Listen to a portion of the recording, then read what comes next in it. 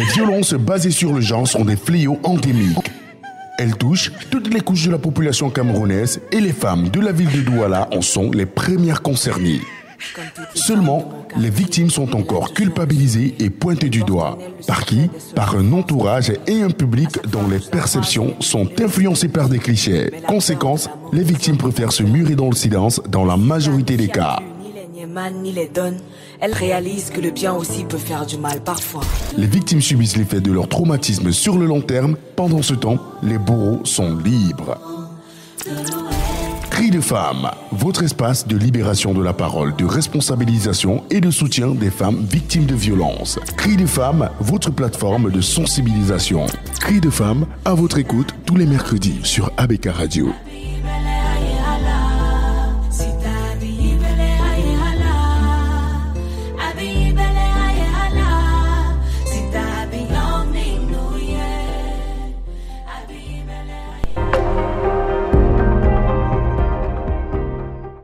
Le 31 juillet de chaque année, Journée internationale de la femme africaine. En Afrique, la femme doit compter 2 fois pour peser 1 fois. Beaucoup de femmes n'ont pas pu réaliser leurs ambitions à cause de leur sexe. La femme est considérée comme sexe inférieur. Permettons à la femme africaine de démontrer le potentiel et les réalisations en tant qu'agent de changement. Africaine que je suis, je contribue à l'atténuation du changement climatique et au renforcement de la résilience. Responsable politique et décideur.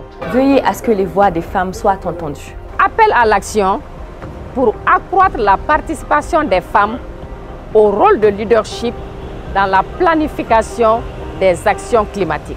J'exhorte toutes les femmes africaines à aller au bout de leurs ambitions, au bout de leurs projets, à ne pas se décourager. Hommage aux femmes leaders des différents milieux socio-économiques et groupes autochtones.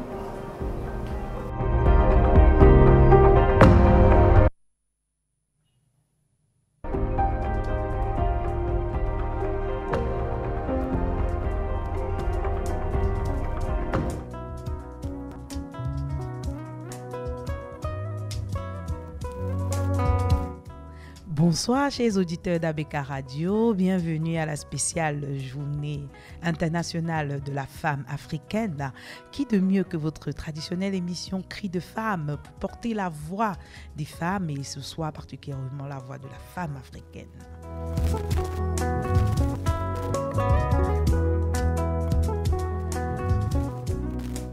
Alors, la journée internationale de la femme africaine qui existe depuis 1974 est l'initiative d'Awa Keita et a eu lieu le 31 juillet de chaque année en commémoration depuis normalement le 31 juillet 1962, date à laquelle des femmes de l'ensemble du continent africain se réunissent pour la première fois et créent la toute première organisation dédiée aux femmes africaines appelée l'Organisation panafricaine des femmes.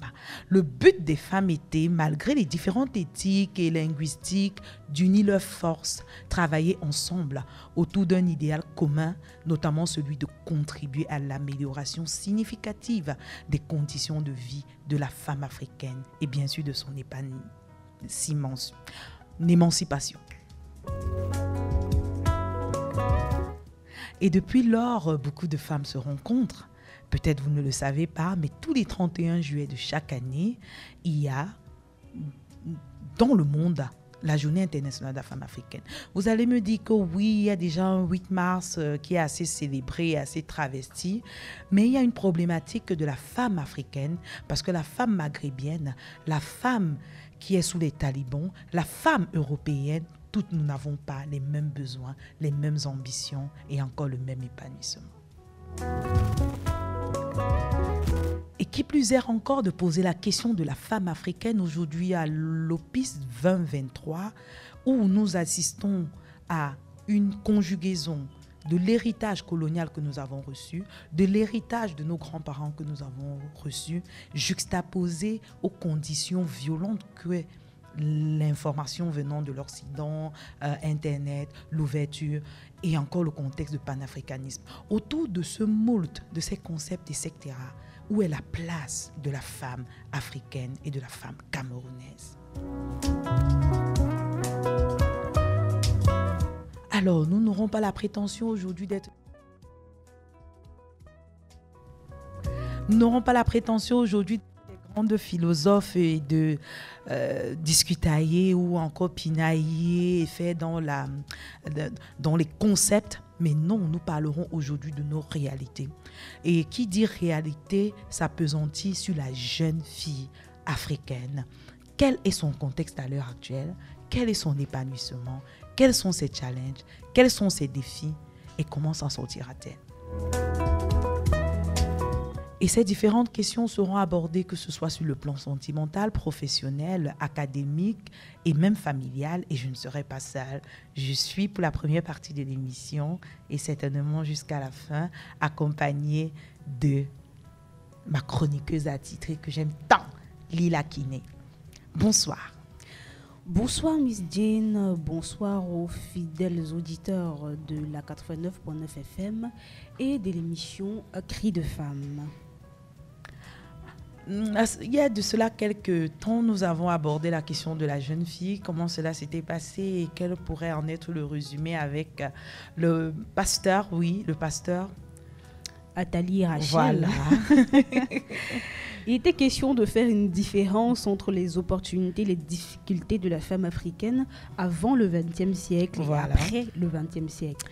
Il se posait la problématique du fait que la femme aujourd'hui soit beaucoup masculinisée et que l'homme finisse par perdre sa place au milieu de tout ça. En tout cas, se sentir un peu déboussolé parce qu'on a une femme qui est dans la compétitivité, on a une femme qui peut s'assumer financièrement et qui peut tomber dans la faille de ne plus reconnaître la place d'un homme dans sa vie.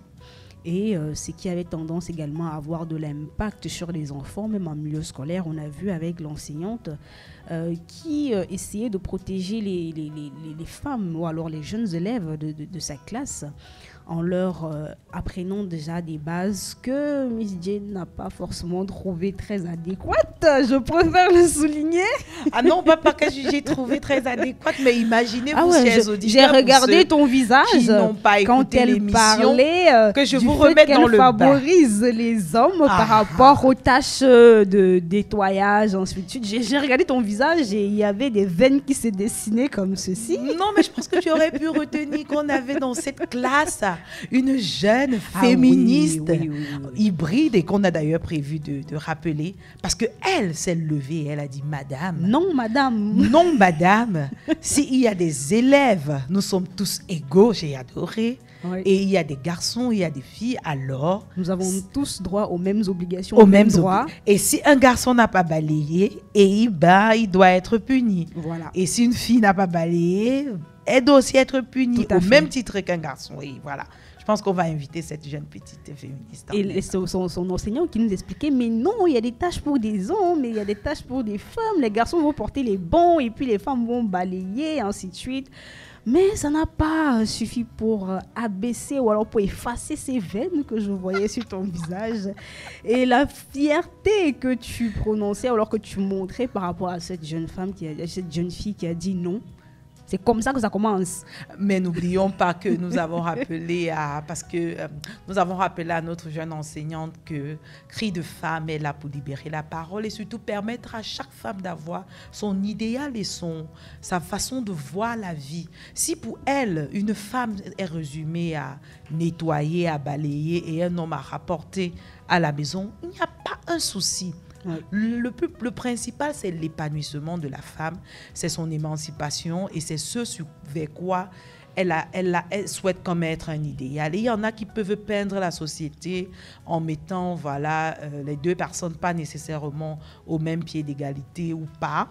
Toujours est-il que la société que nous voulons, nous, c'est celle dans laquelle la femme a le droit à la parole, elle a le droit à toutes les opportunités, et maintenant à elle de décider si oui ou non elle voudrait les saisir. Mais que surtout personne ne muselle cette femme et encore personne ne pense que la femme ne peut rien, ou encore plus.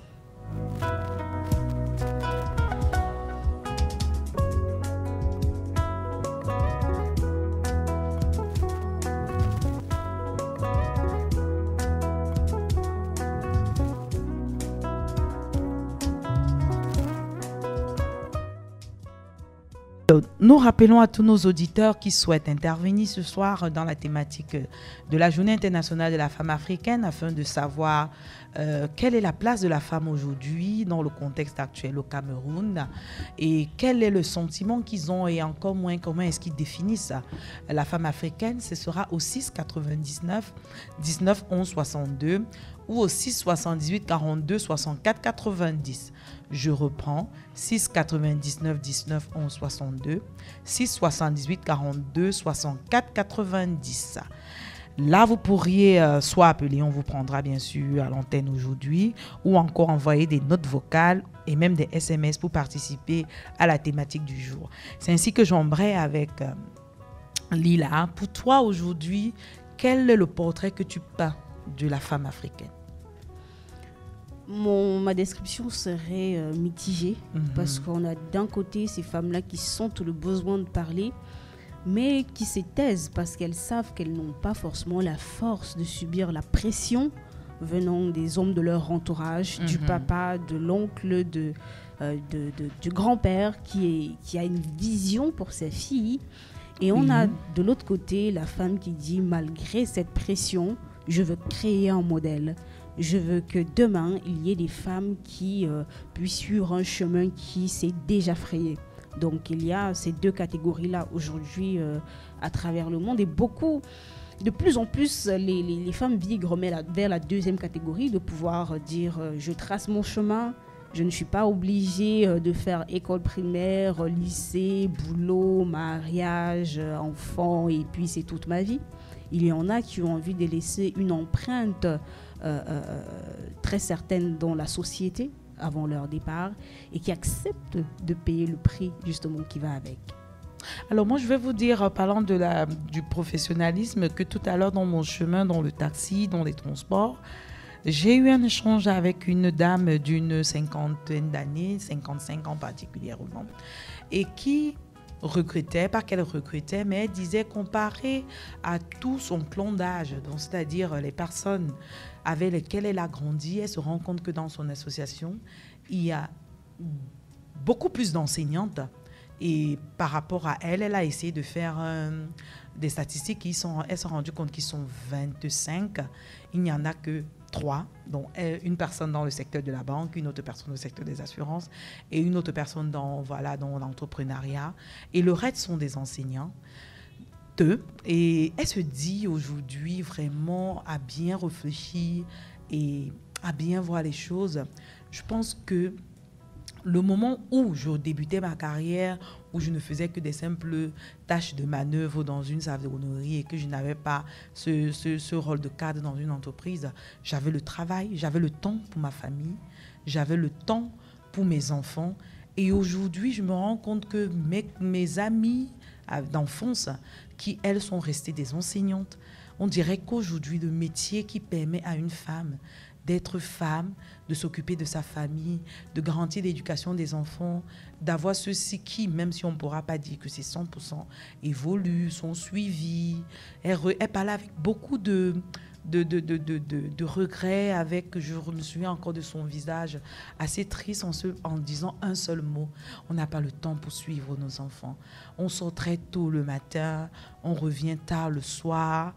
Et tout ce qu'on essaye de faire, c'est pour qu'ils ne s'endorment pas affamés. Et on bricole, voilà le thème qu'elle a utilisé, et on bricole quelque chose pour que les enfants puissent être nourris.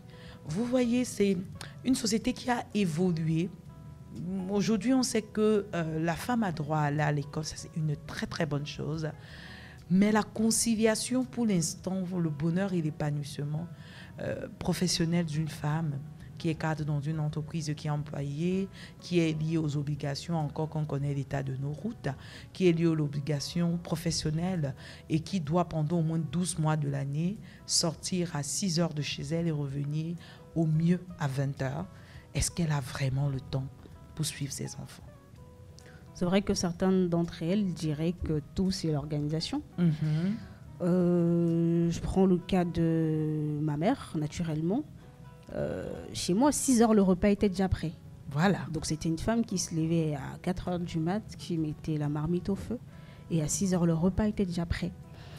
Alors, d'un autre côté, il y a des femmes qui verront que ce n'est pas forcément ce qu'il y a à faire, parce que bien que les enfants et le mari ont de quoi manger, il y a, il y a des petits câlins du matin là, dont le mari n'a pas forcément droit, ainsi de suite. Mais on était réglés un peu comme une horloge, c'est-à-dire 4 heures, la maman, elle est debout, elle va faire à manger, 6 heures, elle va laver les enfants, elle les amène à l'école, elle-même, elle va au travail. Le midi, elle rentre pour se rassurer si son mari est rentré, de servir à manger, il va manger, elle repart pour 14 heures. Et ensuite, elle revient le soir, elle aide ses enfants à faire les devoirs. Elle également, elle fait ses devoirs parce qu'elle était encore étudiante à ce moment-là. Et ensuite, elle va passer du temps avec son mari. Je me demande quand même si ces femmes-là ont le temps de savourer l'instant présent, parce que ça va vraiment, vraiment très vite. On peut être très organisé, pouvoir apporter le nécessaire pour que sa famille puisse s'épanouir, manger, aller à l'école, avoir l'amour maternel. Mais aujourd'hui, j'ai énormément d'admiration pour cette femme-là. Je me dis, mais est-ce qu'elle a eu du temps pour elle? Est-ce qu'elle a eu le temps de se poser? Est-ce qu'au final, elle a été épanouie?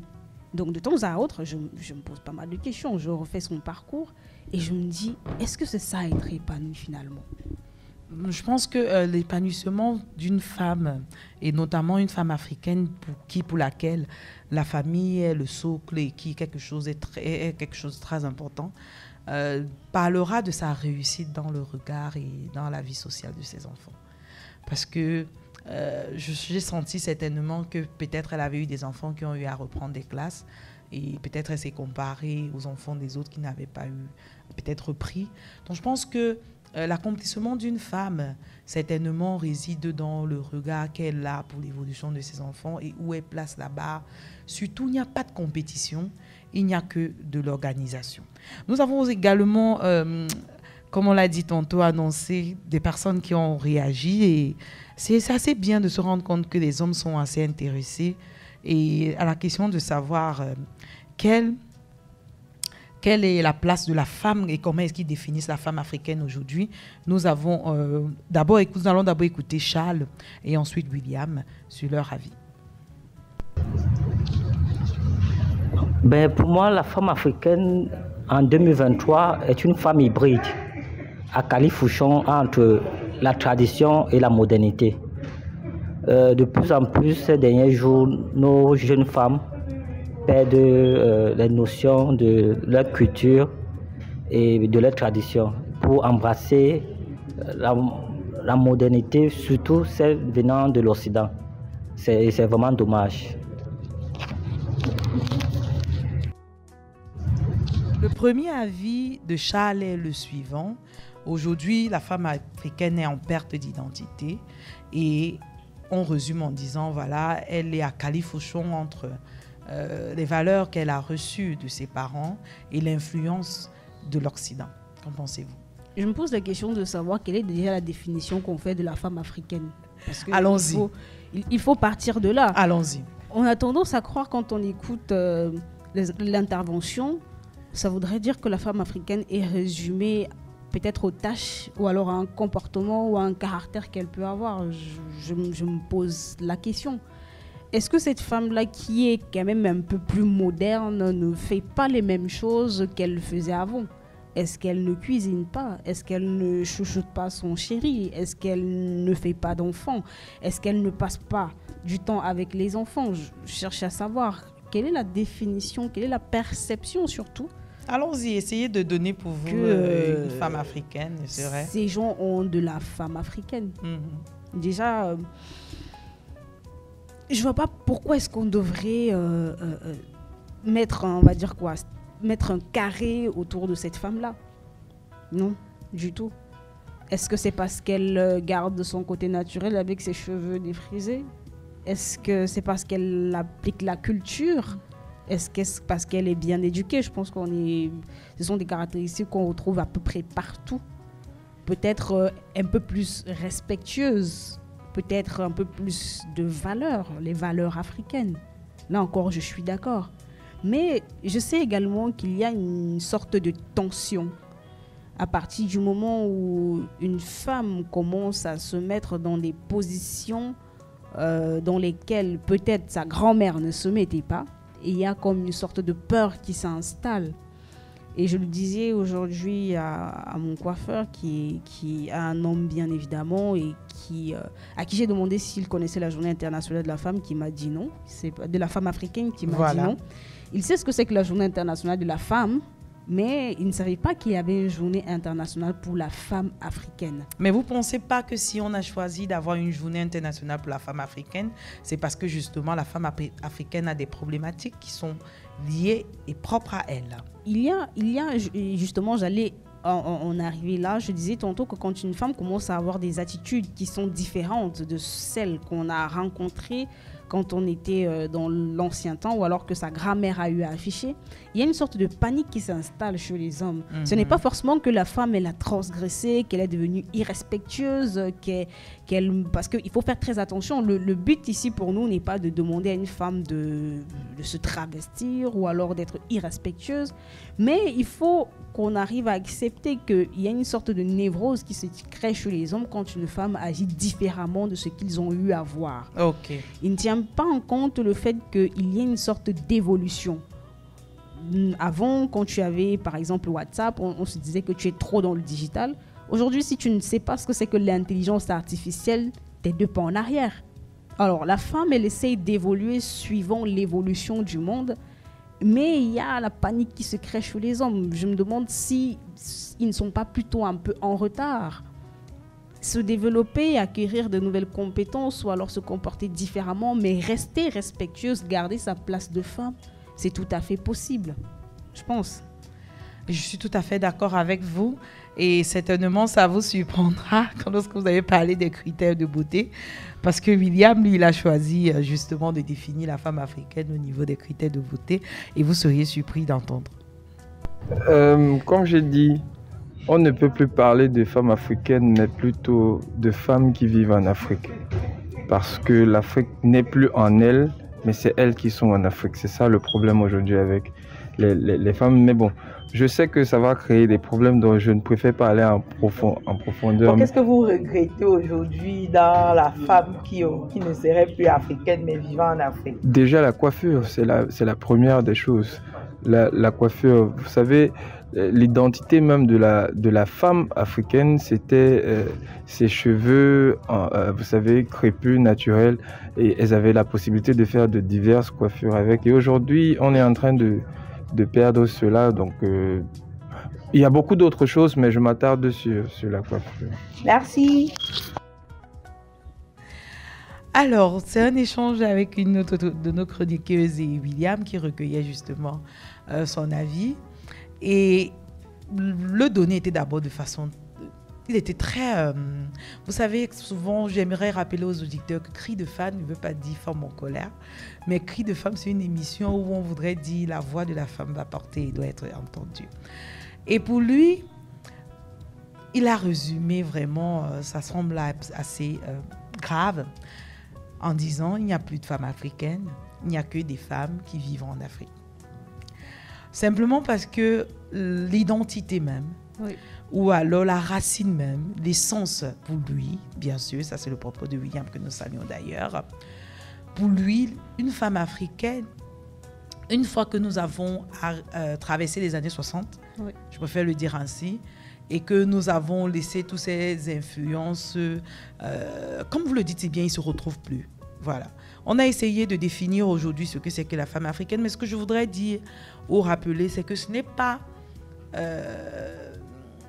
Rappelez-vous, en entame d'émission, nous avons bien précisé que c'est une journée qui existe depuis 1962. C'est une journée qui existe depuis 1962 parce que les femmes ont estimé qu'elles ont le droit désormais à aller à l'école. Sachez oui, que ce n'est pas un droit qui est acquis partout. Aller à l'école, à s'intéresser à la politique, à être leader de société, à tenir une entreprise, à pouvoir jouir de toutes leurs capacités, que ce soit en termes de vote, que ce soit en termes d'expression, de création d'entreprises tantôt, d'obtention d'un droit foncier, etc. La femme africaine vient de très loin. Elle était résumée uniquement au rôle de procréatrice et on va encore dire au mieux de conseillère de son époux qui lui prenait toutes les décisions dans une société patriarcale. Nous n'allons jamais bouleverser le code civil qui a fait de l'homme le chef de la famille.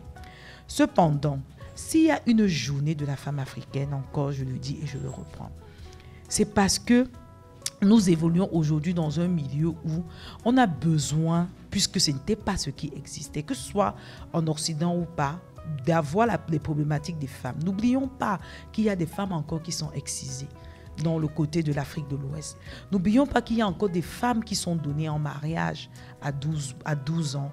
Une fois que... 12 ans, c'est beaucoup. Je voulais déjà rectifier en disant une fois qu'il y a encore des crimes de viol parce que voilà, d'honneur, voilà. Il y a encore des crimes d'honneur sur des femmes. Il y a encore tellement de femmes qui on estime que le bac est beaucoup. Et oui, aujourd'hui, dans des familles encore modernes, où il y a des personnes qui disent, voilà, tu continues ton école, tu vas où? Tu vas où? Quel homme va t'épouser? Quel homme va t'épouser quand tu continues comme ça? Moi, je pense qu'on va prendre, puisqu'on a beaucoup de participation et le temps de faire un tri dans tous celles-là que nous recevons. Vous pourrez envoyer les vôtres au 6 99 19 11 62 ou au 6 78 42 64 90 sur la thématique « C'est quoi la femme africaine d'aujourd'hui ?» Mais avant cela, il y a un collectif de jeunes qui a bien voulu porter sa voix et définir la femme. Et c'est cette belle ponctuation musicale que William Tchalak nous donnera à l'instant.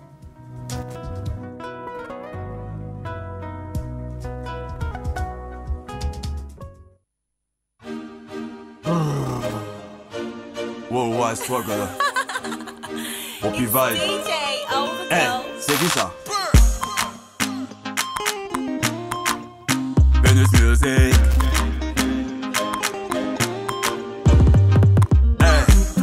Elle est belle, elle est cool. Elle me rend dingue devant elle, je suis faible, je la fous. Elle est comme Charlotte Banda. Elle fait l'effet d'une bombe pour mon frère, j'ai amour, je t'assure. Sexy et naturel. Son regard me braque, me frappe, je lance tous mes repères. Amour, je suis tombé. Je sens jamais sur scotché. Je suis devenu papé. Je vais sauf que l'épouser. Sauf que l'épouser. Mama Africa. Les Africaines sont belles. La femme africaine est belle. Les Africaines sont belles. Il ne connaît pas le garçon. Et moi c'est le vrai thing. Les Africaines sont belles. La femme africaine est belle. Les Africaines sont belles. Il ne connaît pas le Cameroun. Et moi c'est le beau thing.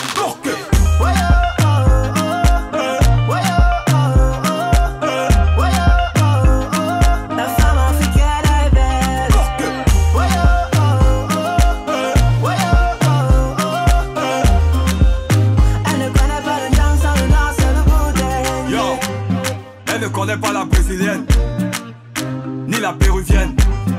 Son lait c'est le manyanga. Mami Yanga. Les fonds de teint, elle ne connaît pas. Les fossiles, elle ne connaît pas. Le moteur c'est haute, elle ne gère pas. Elle se wash avec le macabo. Elle est belle, elle le sait où. Elle est chouette, clean, elle le sait où. Elle est bien noire, comme le contact. La démarche de Dora. Amour, je suis tombé. Je suis scotché. Je suis devenu papé. Je vais sauf que l'épouser. Sauf que l'épouser. Mama Africa. Les Africaines sont belles. La femme africaine est belle. Les Africaines sont belles. Il ne connaît pas le garçon. Et moi c'est le vrai thing. Les Africaines sont belles. La femme africaine est belle. Les Africaines sont belles.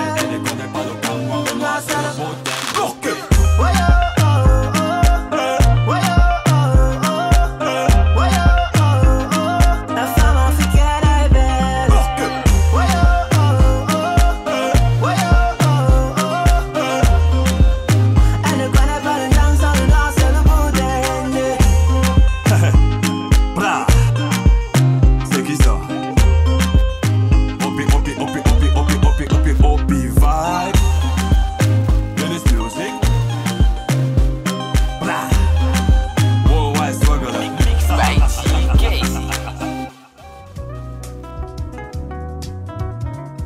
Merci à ce collectif qui a magnifié la femme africaine en donnant à peu près tous les attributs qu'elle a. Et nous allons lire un bout de justement de Eba Guémard sur la thématique de l'évolution de la femme africaine aujourd'hui. Et si on en vient à une rétrospection sur ces dernières années, on pourrait constater que la femme africaine impose désormais du respect. Alors, son courage, son endurance, sa capacité d'adaptation en font d'elle un être exceptionnel. Qui pourrait dire aujourd'hui de la femme africaine qu'elle n'est pas la plus occupée, que ce soit à la maison ou alors au travail. Pour-elle a su prendre le train en marche et s'inscrit dans les questions sociales, dans les questions politiques, dans les questions économiques de son pays. La femme n'a plus de limites que celles qui sont indépendantes de sa volonté. Même dans les sociétés les plus reculées, la femme apparaît être le moteur du changement à travers ses activités génératrices de sources de revenus. Ce revirement est lié à la généralisation du droit à l'éducation. Oui, aujourd'hui, beaucoup de femmes vont à l'école, croient à l'éducation, ont des diplômes et sont des ingénieurs, sont des politiciennes et sont des grandes femmes d'entreprise.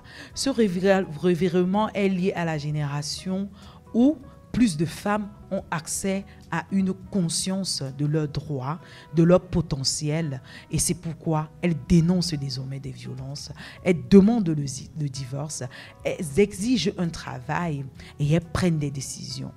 Elles savent désormais revendiquer des droits. La femme instruite fait peur, comme disait Lila tout à l'heure. Le droit à l'éducation est sans doute l'un des droits qui a le plus fait évoluer l'image de la femme et casser les stéréotypes. Ce droit a permis à la femme de se hisser au plan intellectuel et de concurrencer les hommes dans les postes de responsabilité, notamment avec le principe de la discrimination positive. Je rappelle que la discrimination positive, c'est la préférence d'une femme à valeur égale à un poste où il y a des hommes. Alors, on pourra dire de la femme africaine aujourd'hui qu'elle est un leader. Et l'Union africaine a encouragé le leadership féminin. Elle a donné l'exemple en matière de promotion politique de la femme. Vous savez qu'il y avait une femme au Libéria, il y avait une femme en Suède, il y avait une femme au FMI, il y avait Angela Merkel en Allemagne. Et moi, je dis tantôt que certainement d'ici 20 ans, d'ici 30 ans, je rêve peut-être ou pas, I have a dream, like Michael Luther King, où je verrai plus de femmes au pouvoir et on verra aussi ce que la société donnera. Parce que voilà plus d'une décennie ou plus d'un siècle que les hommes sont plus importants. Aujourd'hui, nous ramenons le chiffre vers 50-50, mais pourquoi pas essayer de traverser même ce 50-50 et que ce soit la femme qui soit à la tête de l'Union africaine, à la tête de l'Union européenne, à la tête de la Banque mondiale, à la tête même de l'OTAN, à la tête, etc. Oui, aujourd'hui, la femme, elle peut, que ce soit dans le monde entier et que ce soit au sein de l'Union africaine. Toutefois, nous avons des défis. Quels sont nos défis? Nous devons permettre de réaliser nos droits de façon immense parce que malheureusement, il y a encore des pays et des États africains, dont 10 sur 52, qui envoient 95% de leurs filles n'ont pas accès à l'éducation. Je reprends. Du fait de la pauvreté, sur les, plus de 52 bien sûr aujourd'hui, sur les 54 États africains, il y en a 10 encore où, du fait de la pauvreté, des filles ne sont pas scolarisées. Il y a également les conditions de propreté, de salubrité au niveau des terres. Les femmes aujourd'hui n'ont pas encore la propriété des titres. Est-ce que vous le savez? Plein de femmes doivent encore se cacher derrière le mari pour acquérir des terres. Au niveau politique, il reste encore beaucoup à faire. Regardons seulement la sphère politique de notre propre pays.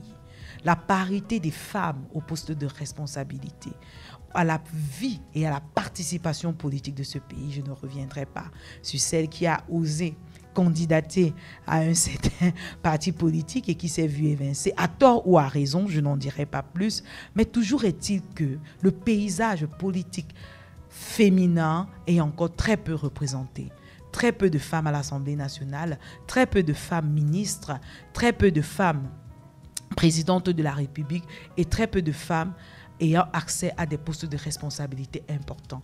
Et bien même que ces femmes qui choisissent d'être carriéristes le font, il y a encore le regard de la société qui pèse sur elles en lui posant la question de savoir, êtes-vous mariée, avez-vous des enfants? Et la femme aujourd'hui est définie, ou elle est encore pleine, authentique, que si et seulement si, elle devrait être une superwoman et savoir conjuguer à la fois ses ambitions politiques, ses ambitions académiques, ses ambitions professionnelles, ses ambitions familiales, parce qu'une femme, encore, il faut le dire et il faut le répéter assez, se définit dans la sphère et dans le prisme africain que si et seulement si, en termes d'accomplissement et d'épanouissement, elle est mariée et elle a des enfants, et alors là, elle est respectée à part entière dans la société. Alors, nous lançons un appel parce que nous ne cherchons plus à obtenir des promesses. Nous ne voulons plus avoir des slogans, à savoir les 50-50, etc. Nous souhaitons que rien que dans la sphère de la famille, on puisse déjà avoir une éducation des hommes, des femmes et des jeunes filles à une égalité de parité et d'opportunité, mais surtout d'équité. Parce que quoi qu'on dise, toutes les femmes ne feront pas tout ce que les hommes font. Mais si une femme voudrait avoir toutes les opportunités qu'un homme lui donne, elle devrait pouvoir avancer. Et également au niveau de la question politique. Chers hommes, donnez-nous également de la place. Nous ne demandons que cela.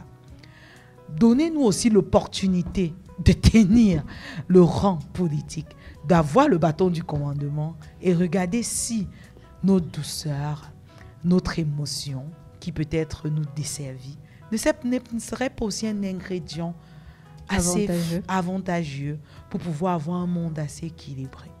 Et enfin, de rappeler que le mariage est une très bonne chose, mais ce n'est pas ce qui définit une femme.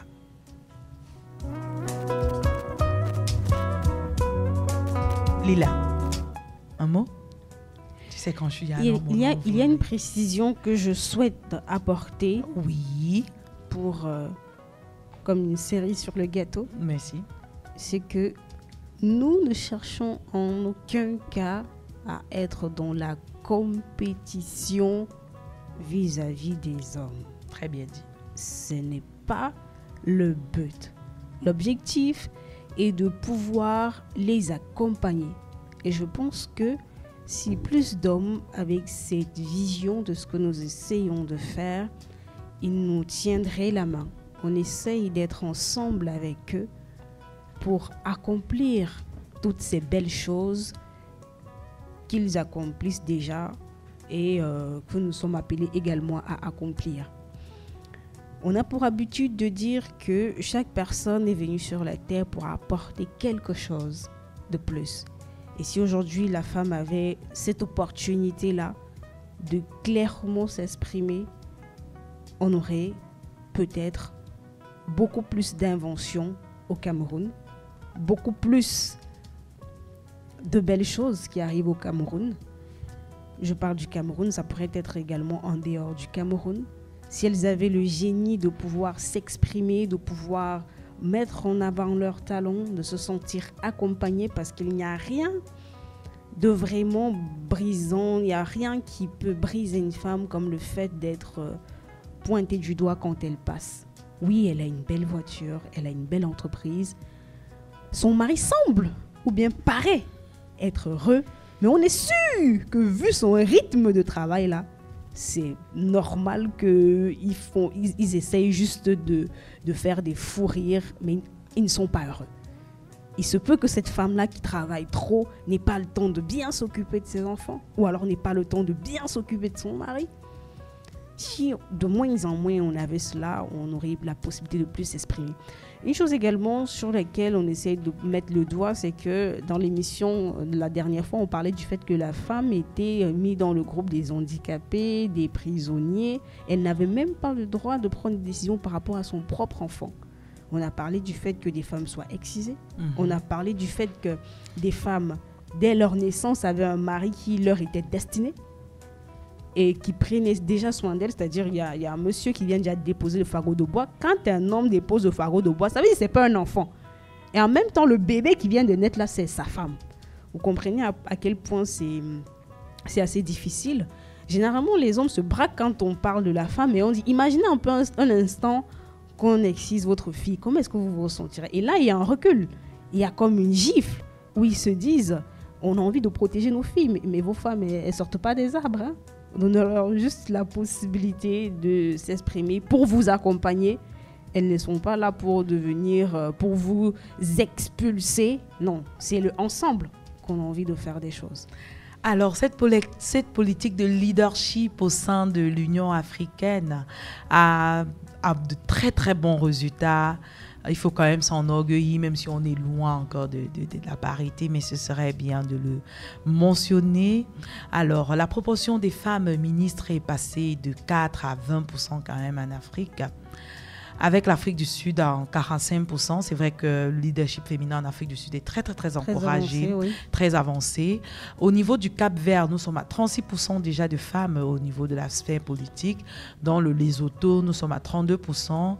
Et là, ce sont les 3 en tête où la proportion de femmes ministres est avancée. Donc, le continent, on espère vraiment qu'au prochain remaniement, que le père de la nation qui revient de la Russie nous entende. Alors, au niveau parlementaire, le Rwanda compte près de 60% de femmes. On sait très bien, son excellent président Paul Kagame n'est pas surpris de ces statistiques parce que c'est un homme moderne qui est en train de reconstruire le Rwanda à l'image de ce que nous souhaitons voir pour l'Afrique. Et ça s'explique, il y a plus de 60% de femmes. Et encore en Afrique du Sud, on revient avec près de 50% de représentantes femmes au niveau du Parlement. D'autres pays comme la Namibie, le Burkina Faso célèbrent en ce moment, suite à la belle intervention du président Traoré, la Tanzanie, le Burundi, l'Ouganda ont près de 30% de femmes qui sont représentées au niveau du Parlement.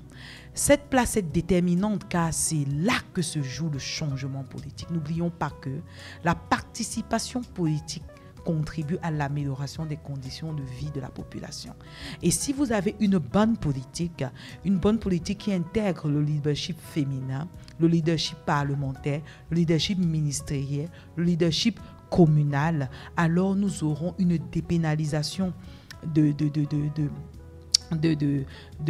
droit en fait du corps de la femme à décider de ce qu'elle veut en faire. Nous aurons des lois qui permettront encore de mieux protéger les femmes dans leur foyer en cas de violence et même en cas d'inceste ou en cas de crime passionnel ou même de peine capitale. Bref, nous avons besoin de la participation des femmes et c'est ainsi que nous saluons l'ancienne présidente de Femmes au Libéria et des chefs d'État femmes. Actuellement, il y a eu l'exemple du Libéria et du Malawi pour l'instant et ce n'est que 2 pays. Alors que l'Afrique en compte beaucoup plus. C'est pourquoi la 3e partie de l'émission sera consacrée au climat actuel au Cameroun en ce qui concerne les violences faites aux femmes, parce qu'on saurait parler des conditions de femmes sans revenir sur les violences faites aux femmes. Et Amel Guinda est là pour nous accompagner dans ce sens. Bonsoir Amel. Bonsoir Miss Diane. Alors, afin de permettre aux auditeurs d'envoyer les différentes questions que certainement vous recevrez, on va passer à cette 2e ponctuation musicale qui est un collectif de petites jeunes filles, Lila. J'ai découvert cela sur YouTube. Elles ont fait une très belle musique pour lever, je vais dire, le mère elle-même, parce que nous prenons ici la génération future et j'ai été très émue. Malheureusement, bon, c'est vrai, c'est la radio, on est également sur YouTube, mais je vous invite, William, tu es prête? C'est un collectif de jeunes petites filles qui utilisent des appareils, on va dire quoi, domestiques, traditionnels, et je vous invite surtout à écouter les paroles et on revient dans un instant.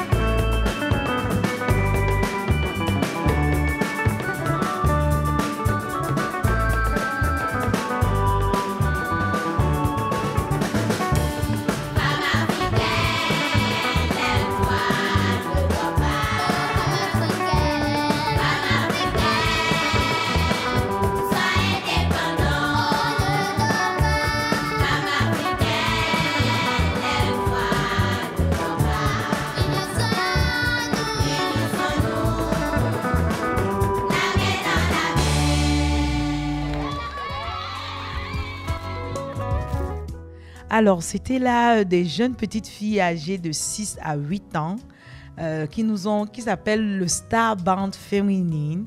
Et elles ont fait cette chanson spécialement pour la journée de la femme africaine. Et si vous avez écouté les paroles, c'était « Femmes africaines, unissons-nous, allons à l'école, participons à la vie de notre politique pour une Afrique meilleure ». Et vraiment, je vous invite encore à faire un tour sur YouTube et de retrouver cette chanson. Vous serez très émus parce que le clip est fait avec une batterie traditionnelle, c'est-à-dire des seaux. Et voilà, tout est fait par des jeunes petites filles. Alors, je disais d'entame que Amel nous a rejointes. Alors, Amel, elle est experte en questions basées sur le genre. Elle est également juriste et elle travaille au ministère de la promotion de la femme et de la famille. Je ne saurais commencer avec Amel sans demander qu'elle salue, s'il vous plaît, Madame la déléguée. Bonsoir Amel et merci d'être là. Bonsoir Miss Jane, bonsoir à tous les auditeurs de Abika Radio. Alors, oui, le 31 juillet, on le dira jamais assez, c'est la journée internationale de la femme africaine, très peu connue d'ailleurs. Je pense que Lila, qu'est-ce que tu en penses? Je pense que dès l'année prochaine, on va marteler et on va communiquer. Parce qu'il ne faut pas que les femmes pensent que la question de la dame se résume seulement au 8 mars, hein, apporter le cabas cette journée qu'on a traversée. Non, il y a des questions qui nous concernent, nous, les femmes africaines. Justement, j'ai été étonnée de promener mon micro dans les ruelles et de me rendre compte que les femmes n'étaient pas au courant de cette journée-là. Pour les hommes, on pouvait le comprendre, mais pour les femmes, connaissant ces difficultés qui sont propres à elles, elles devraient savoir qu'il y a une journée dédiée pour elles où elles peuvent se rassembler et parler de leurs problématiques. C'est sûr qu'on a l'habitude de lire des livres, de voir ce qui se passe ailleurs. Mais quand on se réunit ensemble, on a la possibilité déjà d'examiner ce qui se passe chez nous et ensuite d'adapter ce qu'on a eu à lire ou alors les solutions qu'on a eu à avoir ailleurs dans notre propre contexte. Je vais chuter en disant qu'on a écouté le duo d'une personne qui a été interviewée qui parlait justement du fait que la femme soit travestie parce qu'elle porte des perruques. Oui. Il faudrait savoir que la femme africaine est très stressée quand il s'agit d'assumer ses cheveux naturels.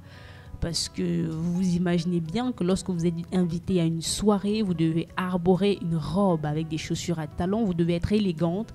Vous passez des heures à essayer d'imaginer quel type de coiffure vous pouvez faire qu'il va avec l'élégance. Et ce sont des thématiques, bien évidemment, qu'on peut aborder. Comment se présenter d'une certaine façon quand on choisit de rester naturel? Comment se comporter quand on est chef d'entreprise et qu'on rencontre certains problèmes qui sont propres à la femme africaine? Directement, généralement, quand on a ces types de problèmes, on va sur YouTube. Mais sur YouTube, généralement aussi, on retrouve des vidéos d'Occident. On a des solutions qui ne nous correspondent pas. Voilà. Je ne prends que le cas de la coiffure. Comment se coiffer de façon élégante quand on va à une soirée? Oh, mais Lila, moi, je voudrais vous dire, là, 3 semaines, on était ensemble. Je suis allée à une soirée. Et bizarrement, j'ai choisi le jour-là de coiffer mes cheveux. Oui. Et j'ai coiffé mes cheveux naturels, que vous connaissez très bien. Oui. Donc, une coiffure assez moderne, mais avec mes cheveux naturels. Voilà. Et j'étais tellement fière de la coiffeuse. Il avait mis tout du sien que j'ai décidé de la porter toute la semaine au travail. Oui. Et c'était à chaque fois des compliments. Tout à fait. Tout le monde qui voulait toucher mes cheveux, vérifier, etc. Voilà, ça tenait bien, c'était une coiffure moderne. Et je me suis jamais sentie aussi belle que ce jour où j'avais choisi de faire une coiffure moderne, mais avec les cheveux afro. Mesdames, vous ne pouvez pas imaginer à quel point nos hommes bavent devant ces cheveux. Ils les aiment au naturel. C'est vrai qu'aujourd'hui, on a l'impression, j'avais fait un post ainsi dans un groupe de femmes, où je disais que je ne tiens pas sur une perruque plus de 48 heures. Donc, je ne supporte pas une perruque plus de 48 heures parce que j'ai l'impression d'étouffer, de ne pas avoir un cul chevelu qui respire, etc. Et j'avais fait 2 photos. Oui. Une photo avec les twists et 2 photos avec des jolies perruques de couleur, etc. Mais les femmes étaient unanimes. Pourtant, tu es très belle en perruque, là, elle te va bien. La miniature en plus. Oh, je n'ai eu la compassion de presque pas tout le monde. Des gens étaient plutôt en train de me dire, habitue. Voilà, vous savez un peu comment on dit, l'habitude est une seconde nature et elle vient. Pourtant, c'était un test. C'était un test que j'envoyais en fait dans le but de voir et de me dire comment est-ce que les femmes assument ou elles portent ces coiffures, etc.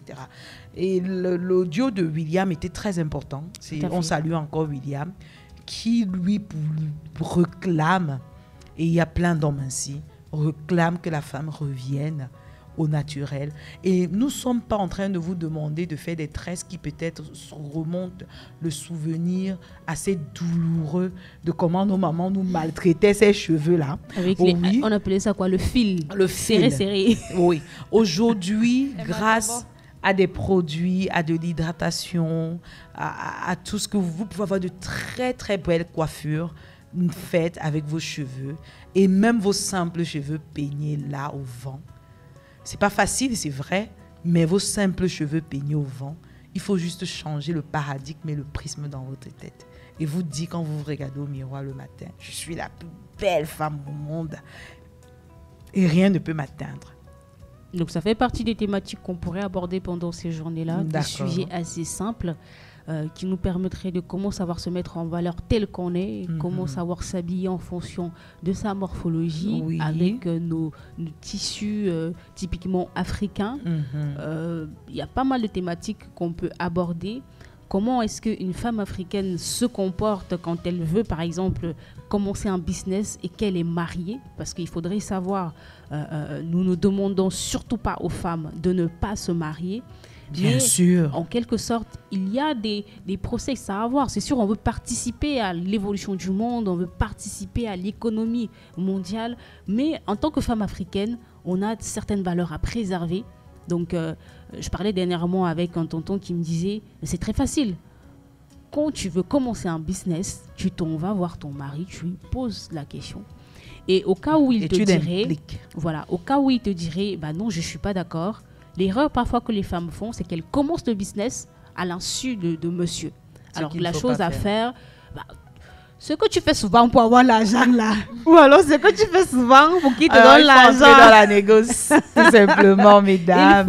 Il faut aller le faire. Donc, je pense que les hommes, ils ont un peu peur, ils paniquent un peu quand on parle de l'émancipation de la femme parce qu'ils se disent qu'on va oublier toutes nos valeurs. Il est question de concilier. Voilà, de concilier. De ne plus juste entrer dans la négociation parce qu'on veut rendre visite aux parents ou ainsi de suite. On peut rentrer dans la négociation parce qu'on veut peut-être gérer le secrétariat de son époux ou alors on veut laisser exploser son talent. Mais on garde nos valeurs de l'Afrique où les mamans allaient taper des mains pour dire « Chérie, j'ai besoin de faire ceci ». Alors, Amel, quel est le paysage actuel des violences faites aux femmes au Cameroun? Merci de nous passer la parole une fois de plus. Au Cameroun, actuellement, nous n'avons que des VBG qui sont enregistrés. Quand ce n'est pas enregistré, on considère qu'il n'y a pas de cas de VBG pour l'instant. Pour ceux qui nous écoutent et qui ne connaissent pas ce que veut dire VGB. VBG, violence basée sur le genre. D'accord. Violence basée sur le genre, c'est toute forme de violence qu'on peut infiltrer soit à un homme, soit à une femme. Parce que genre, c'est inclure les deux sexes, hommes ou femmes. Ce n'est pas uniquement les violences faites aux femmes. Donc, il y a également des femmes qui maltraitent leur mari. C'est également des violences, des types de violences. Et on a les violences physiques, morales, économiques et psychologiques. Donc là, c'est les différents types de violences. Une violence est dite physique lorsqu'il y a une bastonnade ou des gifles. Les violences morales ou psychologiques, c'est quelqu'un qui passe le temps à te rabaisser, qui te dit tu ne vaux rien, tu n'es rien et qui te fait perdre ton self-esteem. C'est-à-dire tu n'as plus confiance en toi, même quand tu te regardes dans un miroir, tu te dis je ne vaux rien, je ne suis rien. Donc c'est la raison pour laquelle, comme tu as dit tout à l'heure, chaque matin, chaque femme doit se regarder face à son miroir et dire je suis belle, je suis importante d'abord pour moi et aussi pour le reste du monde. Et ensuite, la violence financière ou économique, c'est des femmes financièrement pas stables qui dépendent d'un homme. Du coup, quand l'homme sait qu'il dépend de toi, que tu dépends de lui autant pour moi, tu veux la garniture, tu vas tendre la main, tu veux manger, tu vas tendre la main. Et il y a des jours où il décide de te donner et des jours où il décide de ne pas te donner. Parfois, il décide même de gérer ton salaire. Quand tu travailles, c'est lui qui décide de quand tu touches ton salaire, de combien il doit prendre, comment vous devez gérer cet argent-là. Ça, c'est pourquoi on inculque aux femmes l'autonomie financière, être économiquement financière ou indépendamment financière ou financièrement stable. Et pour la femme aujourd'hui au Cameroun, est-ce qu'il y a quand même une évolution? Est-ce qu'elle arrive à comprendre ses droits?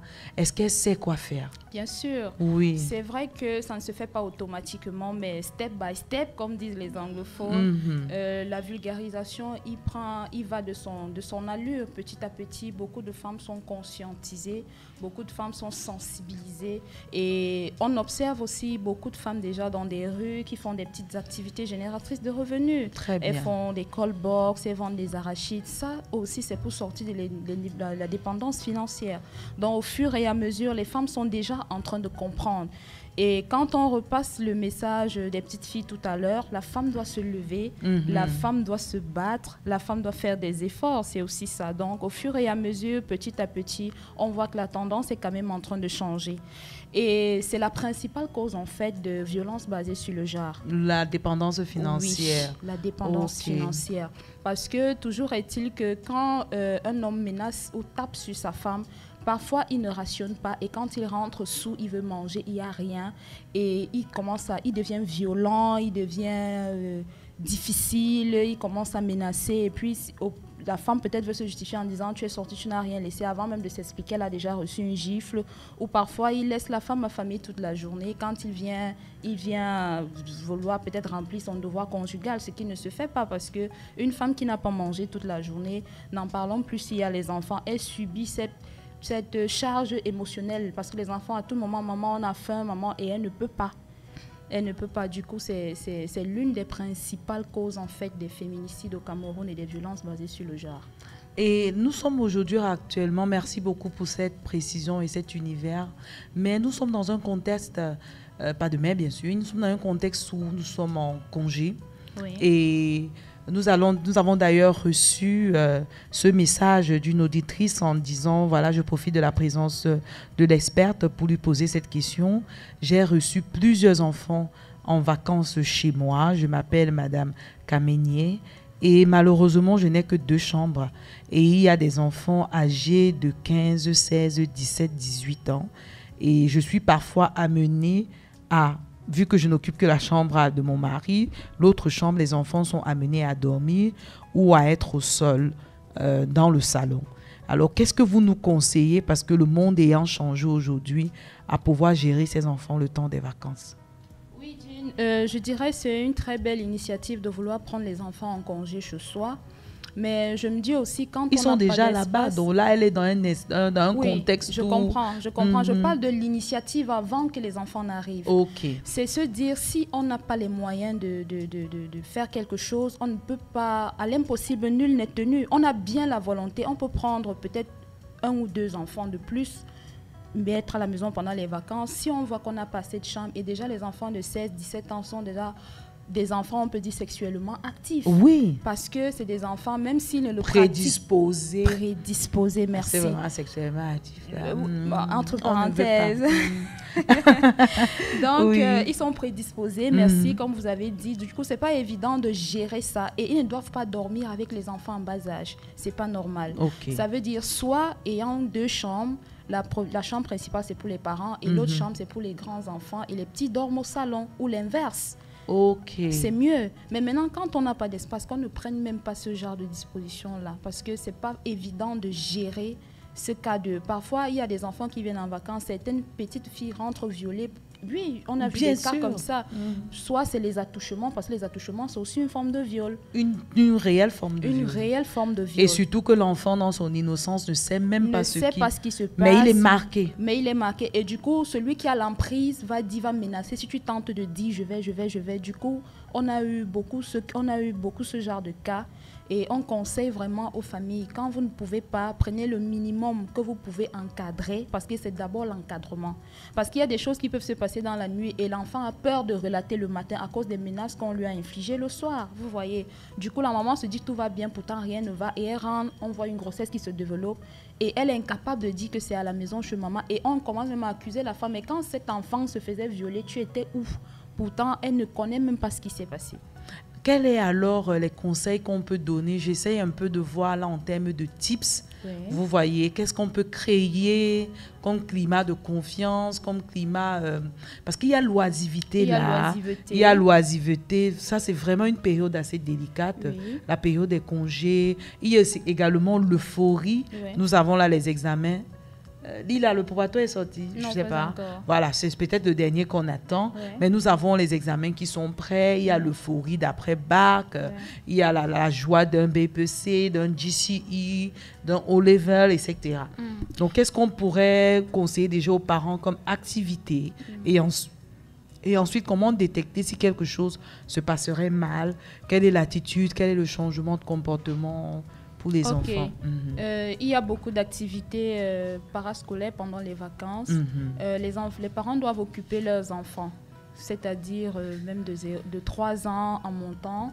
Ça dépend de l'âge de l'enfant, mais tous les enfants ont droit à une activité pendant les vacances pour permettre à l'enfant aussi de changer, de s'évader et beaucoup causer avec les enfants. Parce que quand l'enfant finit la journée, tu rentres à la maison, il faut manger avec les enfants, il faut poser des questions, comment la journée s'est passée, qu'est-ce qui ne t'a pas plu aujourd'hui, qu'est-ce qui t'a marqué, mettre l'enfant en confiance. C'est ce qui fait que quel que soit le problème que l'enfant aura, l'enfant n'aura pas peur de venir te relater ou de venir te dire ce problème. Et il y a beaucoup d'activités pendant les vacances, ça dépend juste du type d'activité que le parent veut faire mener à son enfant. Il y a les activités ludiques, il y a les activités scolaires, par exemple les cours de vacances, les cours de musique, les cours de danse. Ça dépend de ce que, avant de prendre cette initiative, demandant à l'enfant ce qu'il aime. Parce que tu ne vas pas forcer aussi l'enfant à aller faire une activité qu'il n'aime pas. L'enfant peut te dire non, moi je vais apprendre à jouer du piano ou du saxophone ou je vais apprendre à danser. Et puis tu accompagnes l'enfant dans son activité. Ah, ça c'est super. Lila, quels sont les conseils, les tips que vous donnez aux enfants dans les familles à l'heure actuelle? Parce que dans notre contexte, on attend, parfois on ne sonne même pas, parfois on n'avertit même pas. Tu restes, ta soeur a débarqué avec les enfants et elle t'a donné. Bon, il faut savoir que ça dépend des familles. Il y a des familles, clairement, c'est sûr que vous ne pouvez pas lui faire ça parce qu'immédiatement, vous allez essuyer un refus. Ah. Beaucoup de personnes pensent que ces parents-là sont méchants alors que tout simplement, ils essayent de préserver l'environnement des autres enfants qu'ils ont à la maison. Ou alors, ils se disent que leurs enfants sont en âge justement de poser des actes que les petits-enfants ne seraient pas capables de comprendre ou alors qui sont en quelque sorte dangereux pour ces enfants-là, qu'il faut prendre en considération. À côté de ça, comme le disait l'invité du jour, c'est important d'avoir un planning pendant les congés.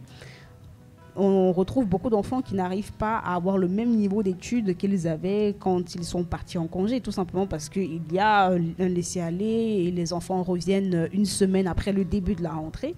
Donc c'est sûr qu'il faut programmer des activités pour que les enfants puissent se détendre, mais à côté de ça, il ne faut pas oublier de temps en temps de les faire revenir un peu à leurs études. Je suis très d'accord avec le fait de trouver des activités qui permettent à l'enfant de se découvrir et de découvrir ses talents.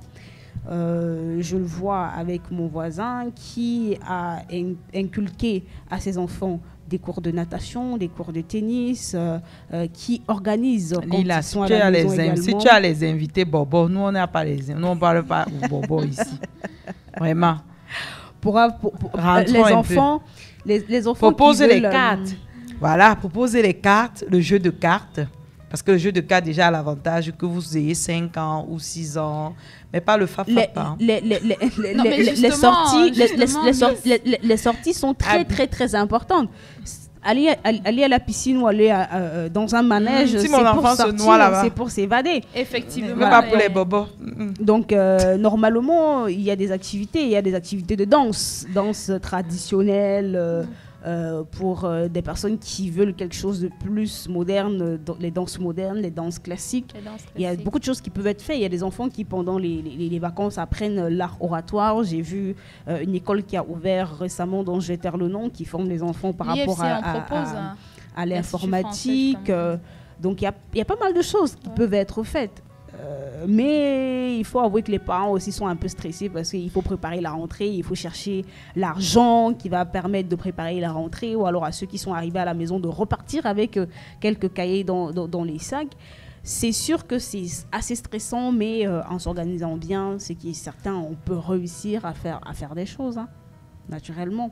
Très bien. Oui, Miss Jane, je voulais ajouter quelque chose. Faire des activités aux enfants pendant les vacances ne signifie pas envoyer les enfants dans la rue pour vendre ou pour faire les travaux forcés aux enfants. C'est-à-dire, non, il faut que l'enfant soit occupé pendant les vacances. On envoie l'enfant dans la rue. Nous, on a vu des enfants se faire tuer parce qu'ils voulaient traverser la route. Certains se faire même agresser et se faire arracher tout leur argent.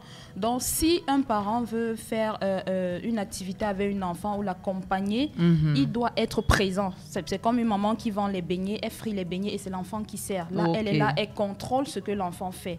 Mais pas d'envoyer les enfants en bas âge dans les marchés comme on voit partout là. Tu passes la cube, tu regardes même la personne qui vend le cube, tu ne le vois pas, tu es un petit bébé, tu peux arracher son plateau. Et ils sont justement exposés à ces formes de violence parce qu'en passant, les gars qui ont déjà fumé leur truc là, ils peuvent arracher, les dépouiller de tout, la recette, les violer. Voilà. Vaudrait mieux encore avoir ses enfants à côté de soi, ou alors juste qu'ils soient accompagnés. Oui, qu'ils soient accompagnés et surveillés. Et surveillés également. Très important. On ne peut pas avoir une experte sans lui poser la question de savoir si aujourd'hui vous devez dire à une femme comment réagir face à une violence dans son cercle intime. J'entends par là surtout le conjoint. Je ne veux même pas dire l'époux, parce que le viand resté désormais fait partie de notre réalité. Et on va dire face à un conjoint, un compagnon, un époux, un petit ami. Déjà, Jane, ça dépend déjà du type de violence et ça dépend de l'estime qu'on porte à la personne. Physique. Voilà. On ne peut pas juger l'amour qu'un être porte à l'autre. Ça, c'est quelque chose qui se décide de soi-même. Est-ce que s'il me fait telle chose ou s'il arrive à faire telle chose, je peux le pardonner? Si je peux pardonner, ça veut dire que je pardonne, j'avance. Mais si je ne peux pas, comme il y a des actes que quand quelqu'un pose déjà, tu te sens en danger de mort. Tu dis, bon là, c'était bon, je plie mes clés et mes claques, je pars. Donc, ça dépend du type de violence. Mais ce n'est pas pour négliger qu'une violence est plus grave que l'autre. Toutes les violences sont des violences, sinon on n'appellerait pas ça violence. Donc, il faut déjà connaître l'estime. Ça dépend de la personne et ça dépend de, comme on dit, c'est ce que tu vis. Toi seul, tu vis dans ta chair et tu sais comment, tu connais la douleur que tu ressens en fait. Donc, quels que soient les conseils qu'on te donnera, c'est à toi de prendre la dernière décision. Bon, j'entendais par là au niveau des réactions. Merci beaucoup déjà pour cette estime, parce que l'estime que vous avez de vous détermine le comportement ou l'action que vous ferez si jamais vous êtes violenté, ou encore moins si vous êtes dans une situation assez critique. Toujours est-il que face à une violence et que vous avez une menace de vie, alors il faut avoir déjà dans votre téléphone ce qu'on appelle un numéro sûr. Ouais. Ensuite, vous devez avoir un endroit et un lieu sûr. J'entends par là une personne que vous pourriez saisir ou appeler et qui pourrait venir vous chercher et vous enlever des joues ou des griffes. Troisième point, connaître les tics qui précèdent les violences ou les coups de votre combat, afin de vous mettre à l'abri. Il vaut mieux préserver votre suivi. Il y a un adage qui dit « vaut mieux un lâche vivant qu'un héros mort ». Et en troisième position, lorsque vous avez été victime d'une violence, n'hésitez surtout pas à garder les traces. Lancez un enregistrement pour les mots violents, pour les coups, pour que ce soit un enregistrement audio ou un enregistrement verbal. Et si vous êtes extirpé, soit par l'aide des voisins ou alors par devers vous-même de ce cercle vicieux-là, rendez-vous immédiatement, soit auprès des institutions spécialisées, j'entends par là médicales, et juridiques, gendarmerie, PJ, voilà. Et il permettait de passer un entretien et de faire une déposition. Votre simple déposition peut déjà amener le ministère public à continuer ou à poursuivre. Dans nos hôpitaux, il y a des personnels, même si nous, les associations de la société civile, travaillons encore à les former au niveau de la réception, de la gestion du mental ou de la psychologie, etc. Mais ne pensez pas que parce que vous vous êtes extirpé, vous avez perdu votre vie, vous avez perdu votre couple. Vous êtes peut-être en face d'une personne qui est malade et qui a besoin d'aide et que justement les personnes spécialisées sont là pour cela. Merci encore une fois de plus d'avoir été là, Armel, malgré les péripéties des trafics qui vous ont empêché d'être là dès longtemps. Mais on sait que ce n'est que partie remise où on abordera encore davantage les différents points. Cette journée de la femme africaine que nous célébrons, nous avons encore ce beau message du collectif des femmes à écouter.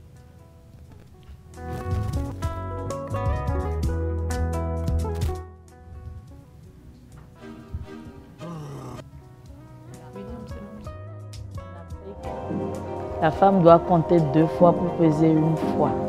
Beaucoup de femmes n'ont pas pu réaliser leurs ambitions à cause de leur sexe.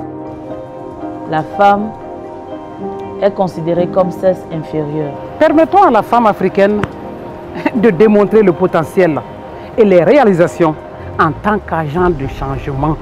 Africaine que je suis, je contribue à l'atténuation du changement climatique et au renforcement de la résilience. Responsable politique et décideur. Veillez à ce que les voix des femmes soient entendues. Appel à l'action pour accroître la participation des femmes au rôle de leadership dans la planification des actions climatiques. J'exhorte toutes les femmes africaines à aller au bout de leurs ambitions, au bout de leurs projets, à ne pas se décourager. Hommage aux femmes leaders des différents milieux socio-économiques et groupes autochtones.